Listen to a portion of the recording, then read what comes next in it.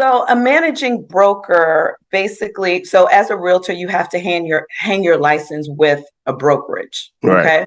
So there's the qualifying broker, but then there's also the managing broker who manages the day to day, who basically the agents are entrusting their careers to me Right. because I'm coaching them. I'm assisting them with negotiations, with contract issues, dealing with their clients, and just helping them to live their perfect career, whatever that looks like for them.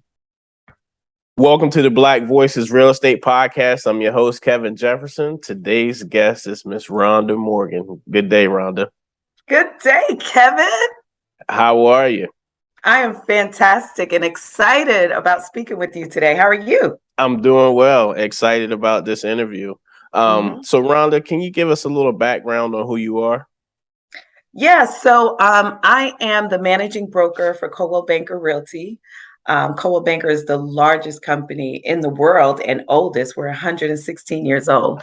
And I manage 140 amazing agents in the Alpharetta office in Avalon. Mhm. Avalon. Yes, Uh, Avalon. It's very sexy. You got to come and check us out. oh yeah, I know Avalon. One of my favorite burger joints is there. Oh, Bogota. Bacata Yeah, burgers, yeah, yeah. yeah, yeah, yeah. It's a good burger, good burger. So, Miss Rhonda, tell us about your journey prior to real estate. Prior to real estate, I was, for those of you who have been in Atlanta for a long time, back then it was Pactel, then it became AirTouch, then it became Verizon. So I was the major account rep for AirTouch back then. And so I handled all of the major accounts, UPS, Sunbelt, FedEx, all of that. Um, and so I was in wireless basically, but still in sales, still in the relationship business, and excelled at that. And just felt like I needed to be more present. My daughter was very young at the time, and just felt like I needed to be more present. I wanted to be a full-time parent. So I thought, being realtor, I'll have all this free time and I can do all these wonderful things. It did afford me the opportunity to be more present, but because I kind of started, I'll just invest. But once it became a full-blown career, as you work, 100 hours for yourself as opposed to 40 hours for someone else. But at the end of the day, it's always more rewarding, right? And so I started my real estate career in 2000 with Coldwell Banker. And then I did a small study abroad with another company. I like to call it study abroad program. And then I came back to Coldwell Banker as the managing broker. And this is just when you talk about truly living in your purpose, I can attest to that. It is a beautiful feeling. It's extremely fulfilling. And that's where I am today. That's how I got here. Wow. So, how long have you been a managing broker for Coldwell Banker? So December will be 4 years 4 years. already. Wow. Wow, that's awesome. And so, to our listeners, you don't find you don't find many black managing brokers of national companies. You may see it with independent companies where there's a owner, small mom and pop shop. You may be the first managing broker that I've met of a major corporation in terms of real estate. So kudos to you. Thank you. Which is Thank you. why we're here. Um, why do you think that there aren't many people in that position that look like us? I think there's something about our culture that says I have to own everything. Like, Okay. I have to be the boss. It has to be all about me, right? And I appreciate those independent brokers, those small brokerages, because it's not easy work, right? But the reality is, I wonder if it's because they think that they wouldn't be accepted.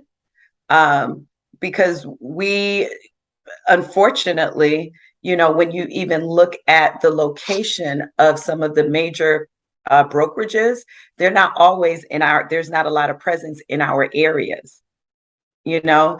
And so, because of that, I feel like, a lot of those smaller brokerages feel like they have to fill that void and go into some of those areas where we are not. But I truly believe that if you can do it for yourself, you can do it for corporate, and you're not selling out. You're not being a sellout, but what you are doing is affording opportunities, because at Coldwell Banker, I can do things for my agents that I know I could not do as an independent broker, right? Because their dollars are super long, and they stretch far and wide internationally, like I said.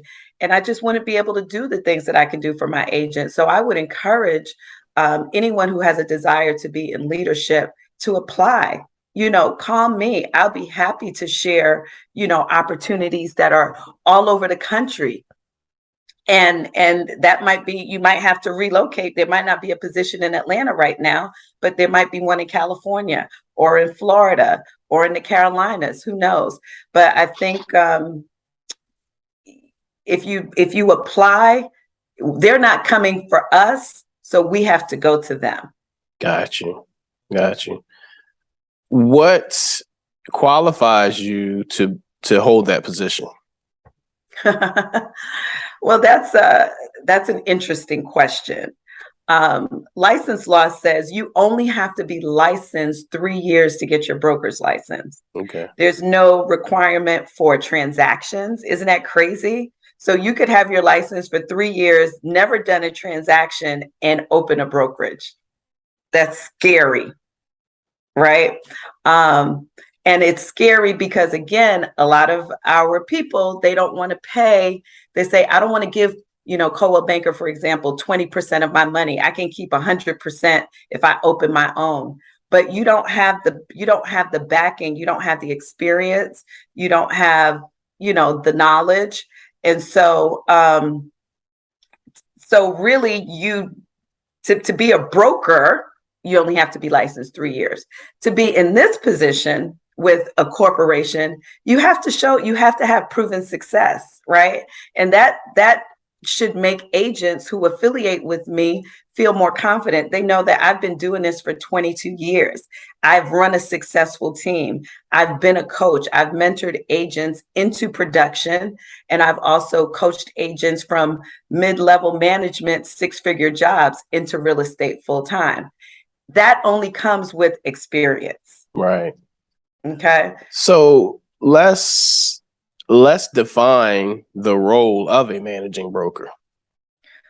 So a managing broker, basically, so as a realtor, you have to hang your license with a brokerage. Okay. Right. So there's the qualifying broker, but then there's also the managing broker who manages the day-to-day, who basically the agents are entrusting their careers to me. Right. Because I'm coaching them, I'm assisting them with negotiations, with contract issues, dealing with their clients, and just helping them to live their perfect career, whatever that looks like for them. Right. So a lot of times in the real estate industry, we see a lot of changing from company to company, right? That's common. It's common for our industry. What makes someone coming, and I'm speaking specifically to your office and you being a broker, what makes that different for someone other than going to another brokerage and getting with someone who potentially, maybe even if they just gave them more of a split? What is it that you have or you feel that you offer that would help grow agents in this industry? One is, again, my experience and knowledge. Right. Two, I would say, is my availability. my agents always say, oh my God, that have come from other brokerages. They're like, oh my gosh, Rhonda, you are not the typical broker. Because my mindset is still that of an agent, that I know that when 5 o'clock comes, my agents are still out there working. So 9 o'clock last night, I was helping one of my new agents write an offer. So being available, a lot of brokers are not available after hours. So being available, having a culture of awesomeness. If we're not having fun, we're not doing it, right? So it's real estate, but it's, again, on the other hand, it's only real estate, right? There's not a whole lot that an amendment can't fix. So enjoy what you're doing. Don't make it super stressful, because if you're not having fun, you're not going to want to do the activities where you can make the money, right? Right. I have a very, very high retention rate, because I think it's the relationship that I have. I have individual relationships with all of my agents, and it sounds crazy. My colleagues say, "How do you do that?" or "Why do you do that?" But I literally attempt to touch each and every agent in my office every single month, whether it's a phone call, I see them in person, a text, a handwritten note. I run my office like I ran my real estate business. And that's what I was getting ready to say. It sounds like to you at this point, your agents are your clients. Yes. Yes. And that's why my agents refer other agents to me. That's why, yes, my office is in Alpharetta, but I have agents driving from Locust Grove, from Covington, from Cumming, from Blairsville, from all over Metro Atlanta, that to come and work with me and my team. Got you. Mm-hmm. So, with the level of success that you had as an agent and a coach, why not open your own brokerage? Because everything that glitters isn't gold, Okay. and everything that's gold doesn't glitter. Okay. Again, me having my own brokerage, I personally could not offer everything that I can offer my agents now with Coldwell Banker, as far as the tools, um, being available, because one thing I love is I'm a non-compete broker. So what Okay. that means is I don't sell anymore. If you notice, most, not all, but 99% of independent brokerages, the broker still has to work to maintain. They need their production to help maintain. I don't have to worry about that. So if my agent has, if I'm still producing, right? I'm a broker, I'm still working, producing, my deal's going south and my agent's deal is going south. Whose deal do you think I'm going to focus on?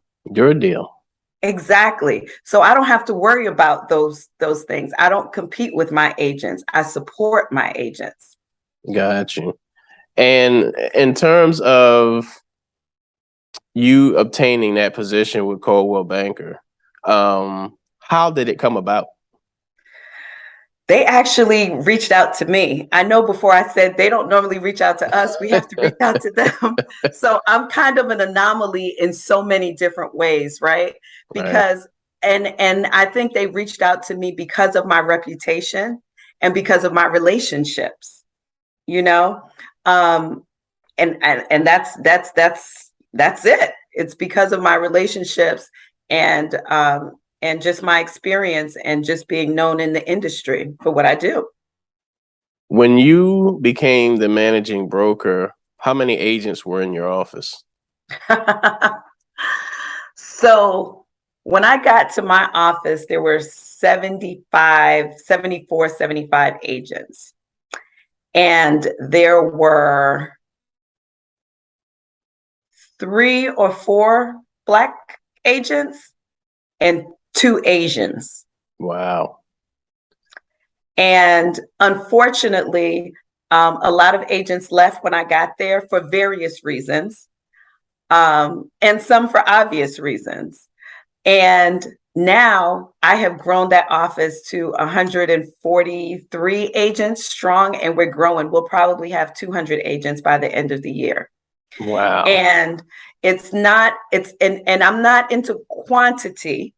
It's definitely quality. I meet plenty of agents that I don't invite to join our team, right? And there are agents who don't want to join our team because it's not a good fit. And I'm okay with that too. And the other benefit is as I continue to grow, Coldwell Banker pays for me to have additional staff. I don't have to worry about that. I don't have to worry about payroll. Right. I don't have to worry about those things. You know, when I got to 100 agent, they gave me a full-time assistant. I had a part-time assistant before. Now I have a full-time assistant manager, right? And a full-time admin. So again, being in this situation, it's easy for me to scale my business and not have to stress about it. Got you. So you bring Mhm. up a good point. A good point. As the managing broker, what does your support system look like Well, from inside the office, not necessarily corporate? I have a full-time assistant manager, Okay. assistant broker. So he basically does what I do. He supports the agent, but um, he does more trainings and helps more with the newer agents, where I more focus on contracts and deal doctoring and the got a minutes and the and recruiting and growing the office. Got you. Is And then this I'm sorry, then I also have a full-time admin okay? who supports she puts all of our listings in the system for my agents. We pay for their yard signs and lock boxes and all of that, and she orders all of that. So we take care of all of the minutia so that the agents can focus on those income generating activities. Wow. That's definitely a good part because I know for me when I was an agent, the hardest part was figuring out the right description to put in the MLS, like 3 bedroom, 2 bath cottage with such amenities. Like that don't look Right. right. Like that took a little bit of time. So having somebody else that does it on a frequent basis, it becomes Hmm. easy to them. So when you came in, you say you had about 75 agents. We had an exodus, right? For obvious reasons sometimes. Um, what does the demographics look like now in terms Oh of my African gosh. American, Asians, Hispanics, whites, whatever? What's that So, demographic look like? so I will say I'm also the chair for the Diversity, Equity, and Inclusion Council for Coldwell Banker for Atlanta. And when I tell you, in the short time that I've been at Coldwell Banker, diversity has become a priority. Not just because of me. I think it's just the whole the country. You know, just what's going on in the world. And Coldwell Banker has totally embraced that, right? And so now, I mean, we have you could Pakistan. Yesterday, I hired a beautiful young lady from Turkey. We have Hispanics, we have Asians, you name it, we have it. And it is absolutely wonderful. And everyone just works together, everyone supports each other. And we call ourselves the A team. And we are truly the A team. We love and support each other. And it's a beautiful thing. It's a true melting pot. Got you. So I'm going to ask you, it might be a tough question. Um, in terms of, and if you can remember, your African American agents, where do they sit at in terms of producers in your office? Oh, some of them are like my top producers. And I love that because, again, we didn't have the opportunity to show major corporations like Coldwell Banker that guess what? We can produce on a high level as well, right? And so I am recruiting top high producing African American agents that are showing up and showing out. We have and not just African American, I'm sorry, just all ethnicities that are on our top producers list.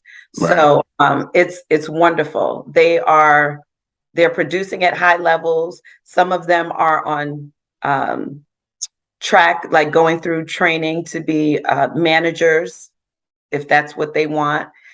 Some of them have curated and grown amazing teams.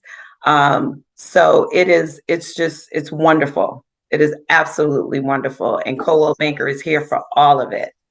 Got you. Mhm. So what is it that you think we could do as real estate professionals to get more of these positions? I know you said that we need to reach out to them. What do you think we need to build in terms of our resume in the real estate industry to get one of those positions? Because you have you've got 22 years experience, coach, top producer. But what is it if I'm looking for a position as a managing broker with a Coldwell Banker, wherever it is located? What do you think my resume needs to look like? Well, one, it needs to be excellent. And what I mean by that is you need to, outside of the resume, you need to run your business like a business. A Okay. lot of agents run their business like a hobby. A lot of agents are successful in spite of themselves. You need to run your business like a business. Is your database together? Are your finances together? Are you incorporated? Just basic stuff that a lot of agents do not do. So because you need to have these things in place so that you can in turn teach your agents how to do that.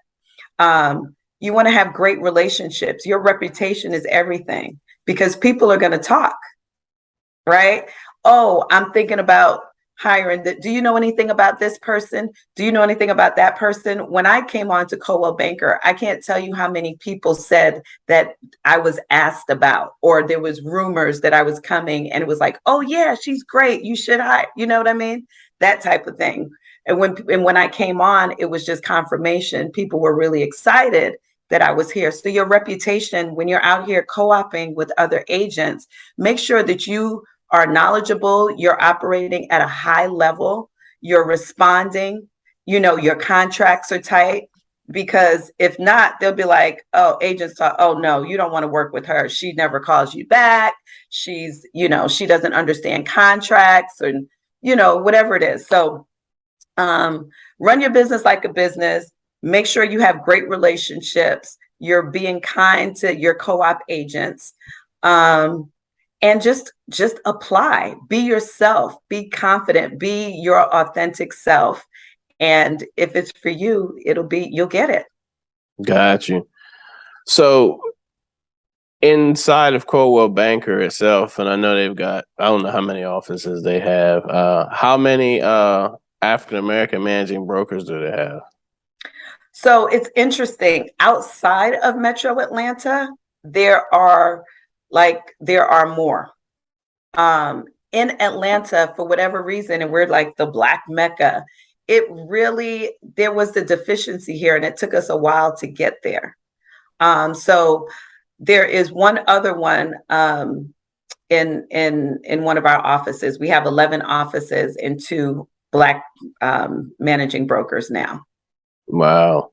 It Mm-hmm. I guess, is that because when we have a top producer that looks like us, they open their own brokerage, or they don't go for that position?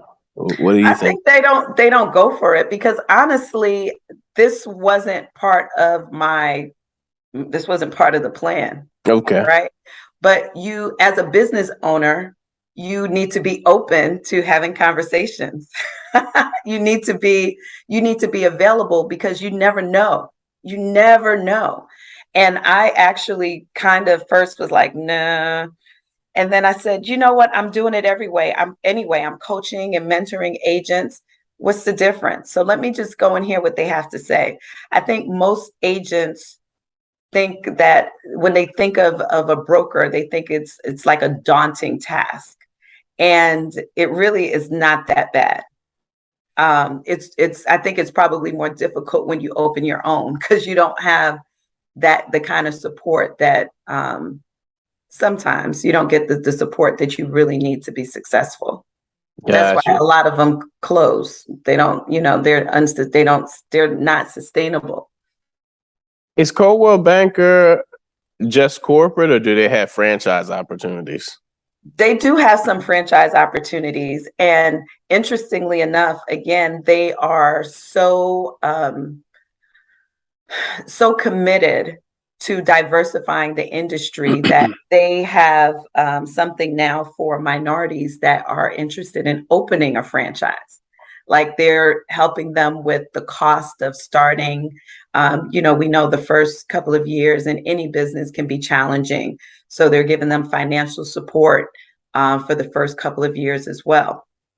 So that's an opportunity if someone wants it, but it's still a franchise. So it's still kind of your own thing, but you still have that name recognition and you are getting some corporate support. Gotcha. So the office that you're in is a corporate office? It's corporate, yes. Okay. Yeah, we only have one franchise in Atlanta and it's like far south. It's not in Metro Atlanta. All of the offices in Metro Atlanta are corporate owned. Gotcha. Okay. In terms of coaching, do you still do any coaching outside of your agents? I do for only a couple of agents because my commitment is to my agents in my office. Gotcha. Do you get coached? Oh, absolutely. Every person should have a coach, in my opinion. I don't care what level you're on. Even Obama has a coach or a mentor, someone that he can talk to. Because we all need that. We have to be we're continuing to grow and evolve. And so yes, I do have a coach. Got you. What do you think it takes to change the mindset of agents, and not just Black agents, but agents running real estate as a hobby or doing something because they don't like the job that they're in? Because what I find is it's a lot harder than, than a lot of jobs that people have, because there's so many. Like, for instance, I heard a guy say when he retire, he's going to get into real estate for something to do. And that annoys the living daylights out of me. And that's putting it nicely. I think part of it should come from the real estate commission. Right. I think all you need is a pulse and a heartbeat basically to get a real estate license. It's a 75-hour course. I think it should be a little, and even for to get your broker license, I think it should be a little more detailed, a little more intense, so that it will really, and maybe a little more expensive, so that people will really think, okay, is this something I really want to do? Do I want to invest this much in a hobby, or am I really looking for a career? Right. So I really think it starts with the real estate commission. But for someone who's looking, for agents who are doing this as a hobby, the shift is that this is actually a business. You are truly an entrepreneur. You have a license with the state, just like a doctor has a license with the state. You have the same type of responsibility. You have to take continuing education classes to maintain your license, right? So if you do something wrong, you can get sued. We don't have malpractice insurance. We have errors and omissions insurance. So it's the same, but different. So why look at your career any less than a doctor looks at their career? I think I'm just as respectful and needed and required and in the market, in the world, as a doctor. Everybody needs some place to live. Some people need to buy a house, and they need a professional to assist them with that. But it is a business. So also remember that, let's use a doctor, for example, again. When a doctor retires, a lot of times they sell their practice. And their practice, they're not selling the building and the equipment. That might be part of it, but what they're really selling is their database, their patients, their client. The same thing for realtors. When it's time for you to retire, guess what? You can sell your business if your finances are in order, if your database is in order. You can absolutely sell your business. So, I mean, I think that is reason enough to run your business like a business and take it seriously. Right. So with that being said, if I'm a new agent, um, and I'm looking to get started, what would be? I've gotten my license. I've got my license. What would it be? What should I look for in a brokerage? I think a non-compete broker would be ideal for you, because you're going to need a lot of hand holding initially. If not, you want to make sure that the brokerage does have some type of mentorship program that they can pair you with a more seasoned agent. However, I find that from agents that I speak with that have had mentor situations, sometimes that agent, the mentor, is so busy running their business, they don't have time to support the agent. So you got to figure that balance out. Or they may want to join a team. Joining a team is not a bad thing.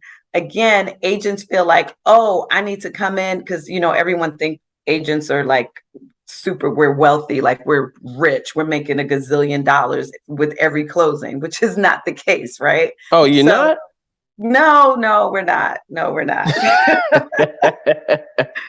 So so joining a team is not a bad thing, because now they're giving you leads, and so you're having conversations about real estate, which is going to make you more confident, to go out and get your own business. I think that's a great start. No, you're not going to get 100% of your money, but 100% of nothing is nothing. I go on a team and get 50% or 70%, whatever you negotiate, and get the experience so that you can start getting your own clients, and then you can leave the team at some point. Gotcha. How early in your real estate career do you think an agent should get coaching? I mean, their broker should be coaching them day one, because they don't know. They have this license, and of course what you learn in school is not real world. They don't teach you how to go out and get business. So they should be meeting with their broker immediately, or someone in their office, to come up with a business plan. Like, are you doing real estate full time? Do you have another career that you need to transition out of? Do we need to come up with a plan? What is it going to take for you to leave your job and go into real estate full time? And how do we get there? So those are the conversations they need to have initially. They need to understand, what do I do every day? If they're full time, when you have a job, you know what your tasks are. Now you're an independent contractor. We can't make you do anything, but we can tell you, we can suggest activities to get you into production. What does that look like? What am I doing on Monday? Well, Sunday. What am I doing on Monday, Tuesday, Wednesday, Thursday? Agents don't know that. So they absolutely need to start coaching day one. Right. Which I think if they go into a situation in the beginning asking the right questions, I think that they would select the right brokerage faster. Yeah. A lot of times people don't ask because they don't know. You don't know what you don't know, so they don't know what to ask. So where do I get that information on what to ask? Because as you said, in the class, it teaches us nothing. All the stuff that you learn in the class, everybody else does. The property management part. So if it's a property manager has it, the title portion, the attorney does. Right. You learn how to calculate your commission. You know how many square feet are in a You just learn acre. to pass the test. That's it. Right. So where do we learn what to ask? Because the reason why I'm asking that question, so as a lender, I talk to agents all the time. And one thing they'll ask me is, hey, Kevin, I'm looking to switch brokerages. And I say, why? Well, I can never get a hold of my broker. That's number one. Yeah. Yes. Or I just don't feel like I'm getting what I'm looking for. So then my next question is, what are you looking for? And I just need somebody to show me, what to do. And I say, why did you select that brokerage? Well, they was offering me 90%. Bingo.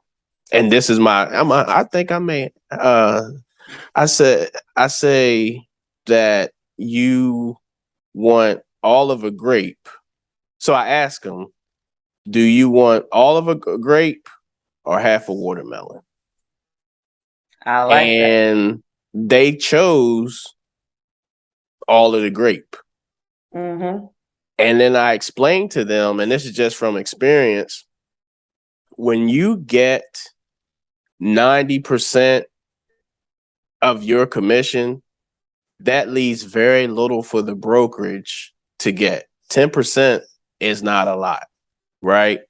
Yes, they may have thousands of transactions where they get 10% off, but they also have all of the overhead that they're paying out of that 10%. So your broker is probably out making his or her money for their family, right? So when you get into the business, it goes back to what you just said. I would go somewhere where I can get my training, because one or two things are going to happen. You're going to flounder for a long time and then figure it out years later, or you're going to get out the business because it's too hard. Mm-hmm. So I always, having those conversations and asking, and I tell them, if you join a team, you need to understand the team aspect. You're not going to get all of your commission, but at the same time, how is the team structured? Because some people build teams and they're not structured the way a team should be built. If the team, to me, the team lead needs to be the rainmaker. Mm-hmm. Yes, you can get your own leads for your sphere of influence as you build, but if you're on a team and you're closing all your deals and you're bringing in all your leads, there's no need to be on the team. Exactly.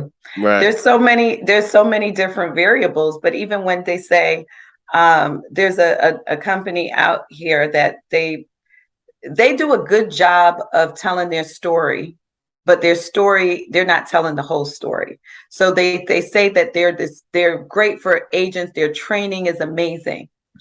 Well, their training is virtual. So when people say, everyone's going to say, I'm going to give you training. But what I'm telling you is, I'm giving you hands-on training. I'm giving you training to the point where we're going on field trips. I'm actually taking you to property and teaching you how to show property, what to look for. Then we're going to pull comps. Then we're going to write the offer. We're going from beginning to end. And I'm taking you to my closing attorney to do a mock closing. So now when you do get a transaction, you're not going to remember everything, but it's familiar, as opposed to watching a video or sitting in a class. It's more hands-on. So Wow. what type of training are you getting? Right. So, and then, when you talk about when people are like, oh, I want 90%, they, like you said, the thing is, I personally, I want agents who want to make money, not agents who want to save money. If you want to save money, then I'm not the office for you.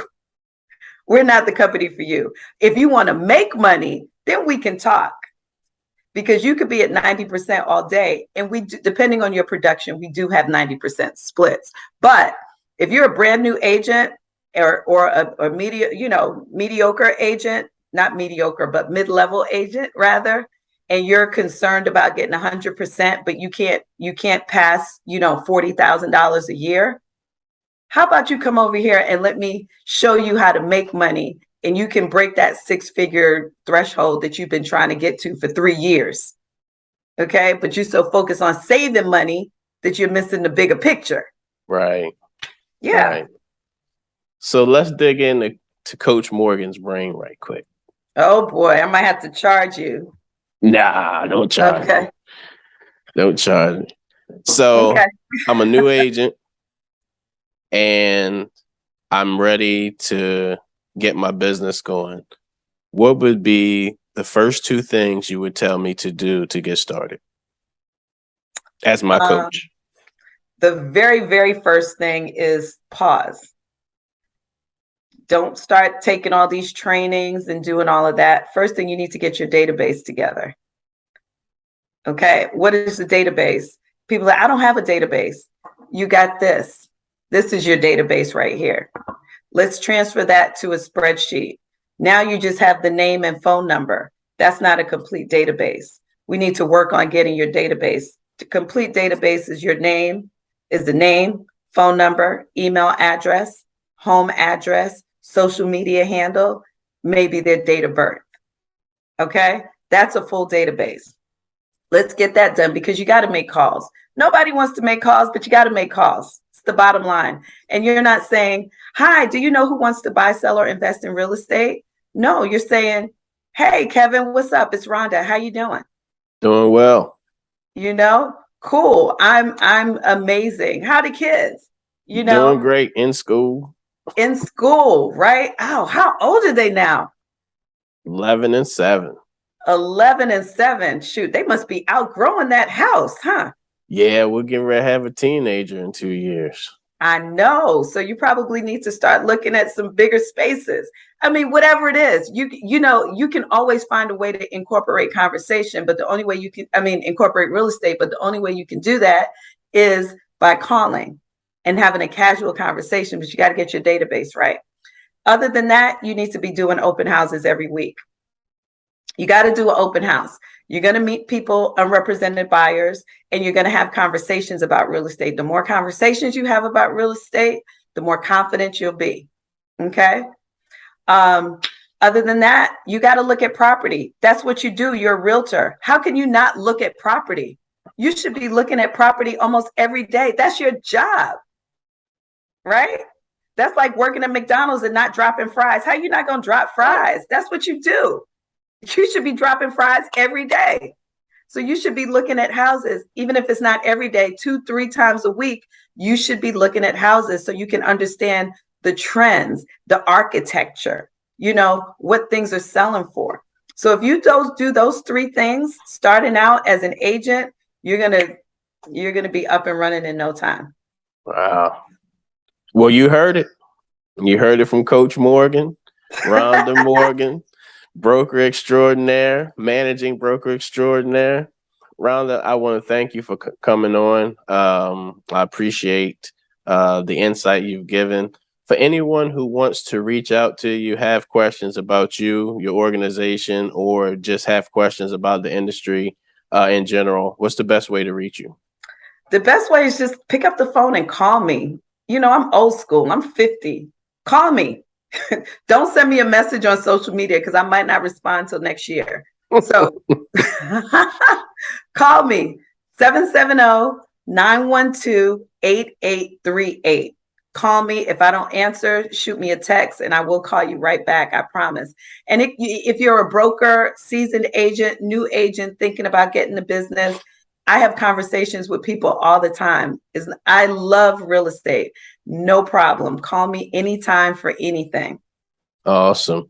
Well, you heard it. This has been the Black Real Estate Voices. I'm your host, Kevin Jefferson. Our special guest, Miss Rhonda Morgan. Have a great and prosperous day. Thank you. Mwah.